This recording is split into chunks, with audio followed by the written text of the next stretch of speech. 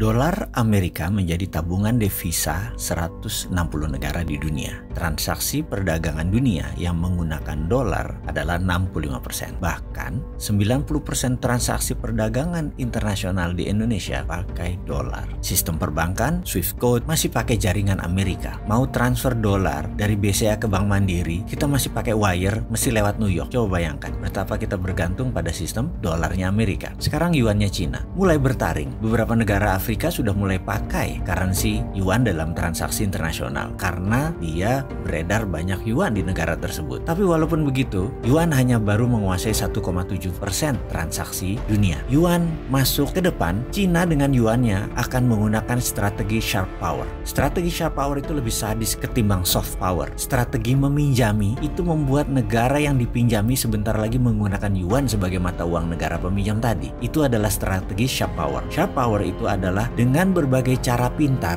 dibungkus dengan proyek jangka panjang yang pada akhirnya adalah untuk masuk trapnya yuan. Jadi kalau kita bicara currency domination, ujung-ujungnya Amerika masih number one, masih numero uno. Kita bahas sebentar tentang rupiah. Selama 7 presiden rupiah tergerus terus nilainya ke bawah. Ada yang terdepresiasi, ada yang terdevaluasi. Intinya nilainya turun terus. Bahkan pernah ke 16.000 terendahnya. Dan apakah dengan transaksi perdagangan kita yang selalu tekor dalam 5 tahun ke depan, akankah jebol rekor 16.000 itu melemah menjadi 17.000? Walau alam. Tapi trennya ke arah sana. Sementara, apalagi yang kita harus pikirkan? Militeri, urusan perang bedil dan kombatan kita sangat terbatas. Anggaran kita terbatas. Proxy war kita nggak terlalu paham. Kita nggak terlalu ngerti bagaimana memakai proxy war. Apalagi hybrid war. Kita lebih nggak ngerti lagi. Bingung apa itu hybrid war. Non-kombatan lainnya, Indonesia sudah kalah di mana-mana. Buktinya ideological warfare kita kalah, counter ideological warfare-nya nggak ada. Ini kita berantakan di banyak hal karena negara lain mendominasi Indonesia. Sekarang kita lihat apa lagi? Perang apa lagi yang ada? Perang ekonomi atau economic warfare? Kita nggak punya pertahanannya. International warfare sudah telanjang bagi Indonesia. Kita nggak punya pertahanan. Semua sudah terbaca. Mau apa lagi? Media warfare, kita kalah telak. Teknologi warfare, apalagi kita pakai semua teknologi asing.